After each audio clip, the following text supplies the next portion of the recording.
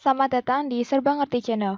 Video kali ini akan membahas cara menghitung nilai keuntungan maksimum dengan pendekatan metode simplex. Contoh studi kasusnya seperti ini. Perusahaan JT menghasilkan dua produk utama, yaitu sosis sapi dan bakso sapi. Untuk mengalokasikan bahan baku serta meningkatkan laba, diperlukan usaha untuk menentukan kombinasi yang tepat penggunaan bahan baku produksi.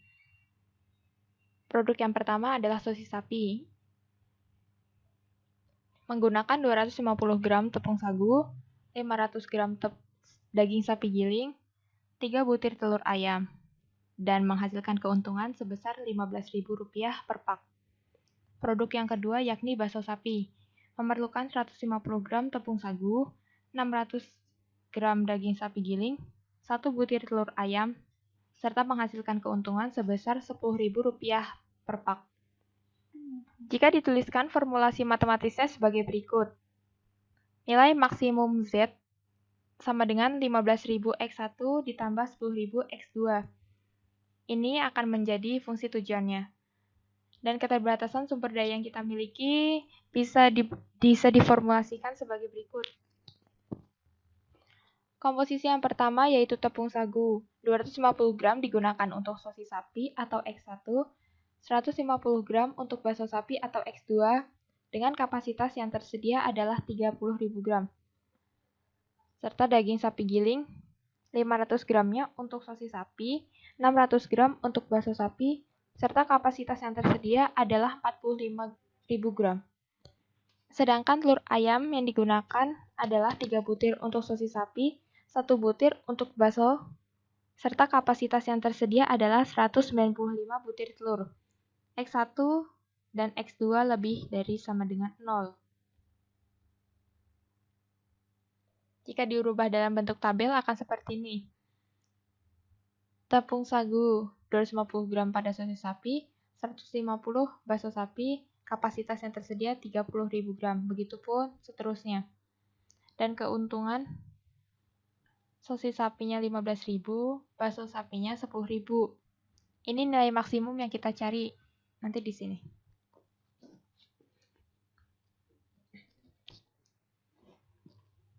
Semua persamaan tadi kita rumuskan ulang, yakni sebagai berikut. Z sama dengan 15.000 X1 ditambah 10.000 X2. Dengan fungsi batasannya, 250 X1 ditambah 150 X2 kurang dari sama dengan 30.000, sesuai yang ini. Yang kedua, 500 X1 ditambah 600 X2 kurang dari sama dengan 45.000, sesuai dengan ini. 3X1 ditambah X2 kurang dari sama dengan 195, sesuai dengan persediaan bahan baku telur ayam. X1 dan X2 lebih besar sama dengan 0. Dalam metode simplex, langkah pertama yang kita perlukan yakni mengubah fungsi tujuan dan fungsi kendala. Fungsi tujuan yang awalnya Z sama dengan 15.000 X1 ditambah 10.000 X2 dirubah menjadi Z dikurang 15.000 X1 dikurang 10.000 X2 sama dengan 0. X1 dan X2-nya tadi pindah ke ruas kiri. Fungsi batasan atau fungsi kendala kita rubah dengan menambahkan variabel slack. Misalnya, 250 X1 ditambah 150 X2 kurang dari sama dengan 30.000 menjadi 250 X1 ditambah 150 X2 ditambah X3 sama dengan 30.000. X3 adalah variabel slack, di mana dia merubah tanda pertidaksamaan menjadi tanda persamaan.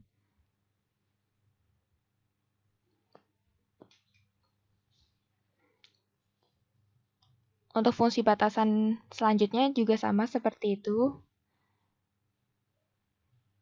Jadi tandanya sama dengan semua. Dengan X3, X4, dan X5 adalah variabel slack.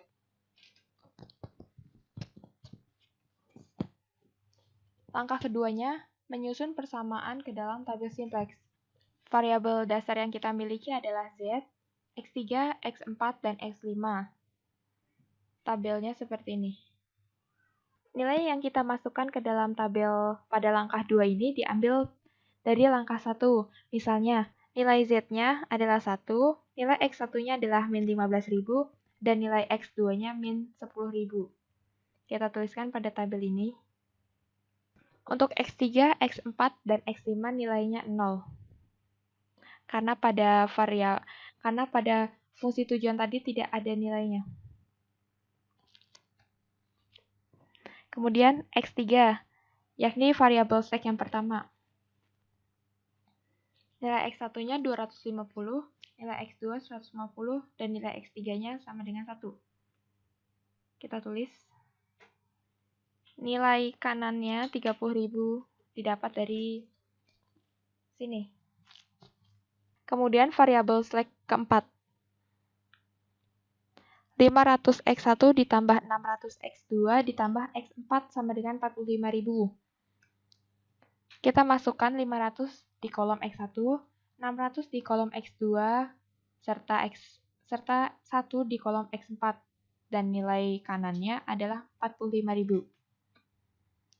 Begitupun untuk variabel slack 5.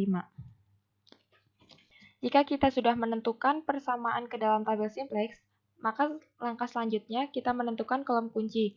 Kolom kunci didapat dari nilai pada Z yang memiliki nilai negatif terbesar.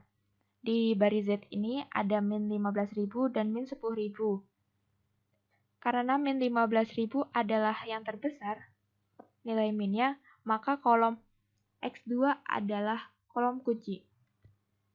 Setelah kita menentukan kolom kunci, langkah selanjutnya adalah memilih baris kunci. Yang pertama kita harus mencari nilai indeks terlebih dahulu, kemudian baru memilih nilai terkecil pada nilai indeks. Rumus mencari indeks adalah nilai kanan dibagi kolom kunci. Kita menghitung indeks. Yang pertama, nilai kanan dibagi dengan kolom kunci. 0 dibagi min 15.000, hasilnya akan tetap 0. Selanjutnya 30.000 dibagi dengan 250, nilainya adalah 120. 45.000 dibagi 500, nilainya 90. Dan 195 dibagi dengan 3, hasilnya 65. Dari semua hasil ini kita cari yang terkecil, yaitu 65. Harus diingat ya, nilai yang terkecil yang kita ambil jangan yang 0, tapi nilai terkecil setelah 0, yaitu 65. Jadi, X5 adalah baris kuncinya. Langkah selanjutnya kita mengubah nilai-nilai pada baris kunci yang sudah didapat tadi. Caranya, baris kunci dibagi dengan angka kolom kunci. Kita lihat di sini. Baris kunci tadi, ini baris kunci yang tadi nilainya 0, 3, 1, 0, 0, dan 1. Dengan nilai kanannya 195 dibagi dengan kolom kunci pada baris tersebut, yakni 3 perpotongan yang tadi ya. 0 dibagi 3 sama dengan 0 dibagi 3 sama dengan 0. 3 dibagi dengan 3, ini hasilnya 1. 1 dibagi 3, 1/3. Kemudian 0 tetap menjadi 0. 1 menjadi 1/3. 195 dibagi dengan 3 adalah 65. Untuk indeksnya tetap menjadi 65. Lanjut ke langkah yang ke-6, yaitu mengubah nilai baris selain di baris kunci. Baris kunci tadi kan kita dapat di X5. Jadi kita harus mengubah nilai baris Z, baris X3, dan baris X4-nya. Untuk baris Z, untuk menghitung nilai baris barunya, yakni baris sama dikurangi dengan angka kolom kunci pada baris X, nilai baris baru kunci. Langkah selanjutnya adalah merubah nilai baris selain baris kunci. Jika kita lihat, baris kuncinya tadi didapat pada baris X5. Dan selanjutnya kita harus merubah nilai pada baris Z, baris X3, dan X4. Dengan caranya, dengan mengurangi baris lama dengan angka kolom kunci dikalikan dengan nilai baris kunci baru. Misalnya pada baris Z, min 15.000, min 10.000, 0, 0, 0, adalah nilai aslinya pada tabel ini.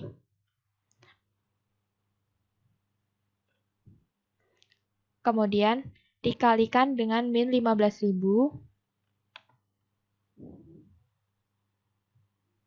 Min 15.000 itu didapat dari angka pada kolom kunci, 15.000.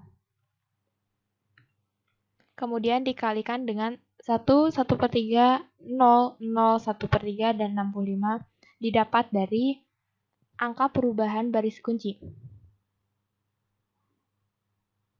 Yang ini semuanya. Cara menghitungnya seperti ini. Min 15.000 dikalikan dengan 1, hasilnya min 15.000. Kemudian min 15.000 dikurangin dengan min 15.000, hasilnya sama dengan 0. Kemudian min 10.000 dikurangin dengan 1/3 dikali min 15.000, hasilnya min 5.000. Semua angka yang jika dikalikan dengan 0, hasilnya akan tetap 0. Begitupun seterusnya. Pada baris ketiganya pun seperti itu. Kita mengalihkan nilai X3 yang lama.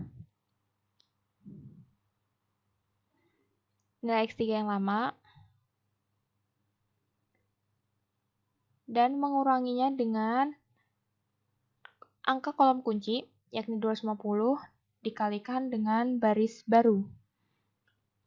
Jadi urutannya, nilai 250.000 dikalikan dengan 1,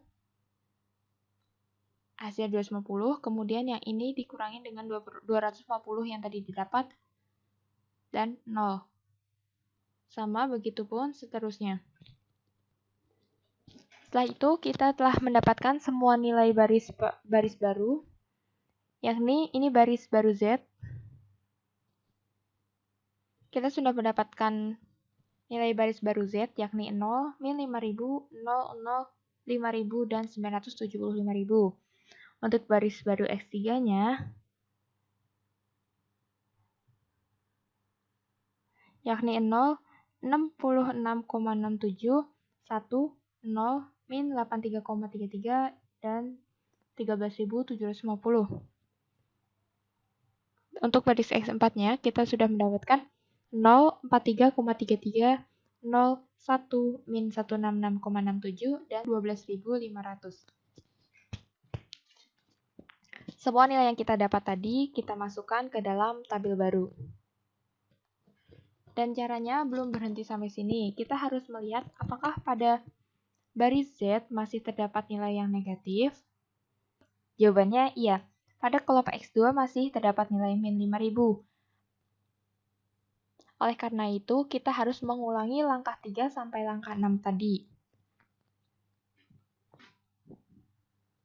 Dengan X2 yang dijadikan kolom kunci.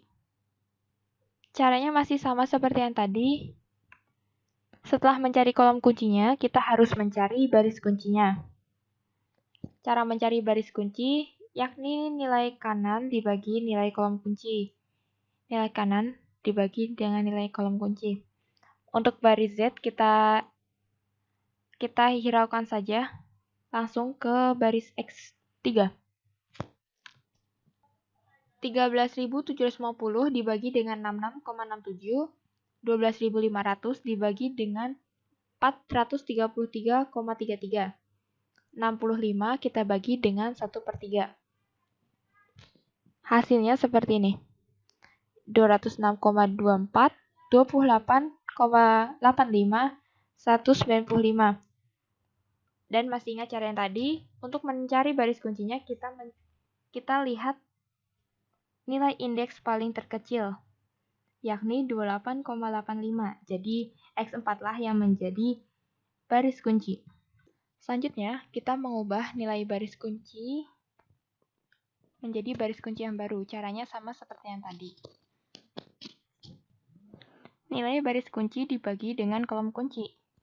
Tiap-tiap nilai pada baris kunci X4, seperti 0, 0, dan seterusnya dibagi dengan nilai 433,33. Karena nilai kolom kuncinya tadi 433,33. Yang pertama, 0 dibagi 433 menjadi tetap 0. Kemudian 0 juga tetap menjadi 0. 433 dibagi 433, hasilnya 1. 0 tetap menjadi 0. 1 menjadi 1/433,33. Min 166,67 berubah menjadi min 0,38. Dan 12.500 berubah menjadi 28,85. Dan nilai indeksnya 12.500 dibagi dengan 433,33 menjadi 28,85. Langkah selanjutnya adalah merubah nilai baris baru kecuali baris kunci yang tadi. Tadi kita menemukan baris kuncinya adalah X4, sehingga kita harus merubah baris Z, baris X3, dan baris X1. Oh ya, ngomong-ngomong, tadi X5 ini berubah menjadi X1 karena yang menjadi kolom kuncinya yakni X1. Dan kemudian X4 kita rubah menjadi X2 karena kolom kuncinya ada pada X2. Jadi seperti ini. Kita lanjut. Caranya sama seperti yang tadi. Baris yang lama dikurangin dengan angka kolom kunci pada baris yang tadi dikalikan dengan nilai baris kunci yang baru. Didapat dari baris kunci setelah dibagi. Min 5.000 dikalikan dengan 0,101/433, min 0,38 dan 28,8. Kemudian baris lamanya dikurangin, hasilnya menjadi 0, 0, 0, 11,53 sekian, 3.100, dan 11.192. Ini adalah baris Z yang baru. Kemudian 66,67 sebagai angka pengalinya, sehingga didapat baris barunya X3 adalah 0, 0, 1, 0, min 0,15, min 57,9, dan 11.826. Kemudian baris pada X1. Kemudian pada baris X1 dengan pengali adalah 1/3. Maka kita dapat nilai baris X1 yang barunya adalah 1, 0, 0, min 0,008, 0,46, dan 55,3. Maka selanjutnya, semua hasil yang tadi kita tuliskan pada tabel yang baru. Z, X3, dan X1 didapat dengan langkah ini. Sedangkan X2-nya kita dapat dari langkah mencari baris baru. Pada tabel baru ini, tidak lagi kita temukan nilai negatif pada baris Z.